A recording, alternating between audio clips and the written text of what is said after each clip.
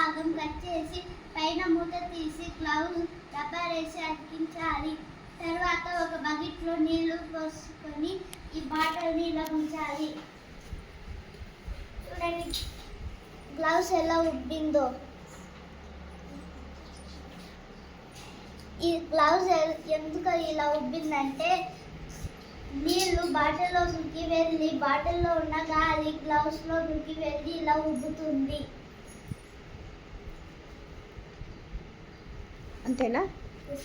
దీన్ని బట్టి నువ్వేం చెప్తావు? ఈ ప్రయోగం ద్వారా నువ్వేం చెప్పాలనుకుంటున్నావు?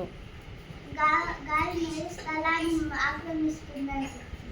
సరే, నువ్వు నిజంగా ఇట్లాంటివి ఇంకా ఎక్కడెక్కడ చూస్తావు? గాలి స్థలాన్ని ఆక్రమిస్తుందా లేదా అనేసి.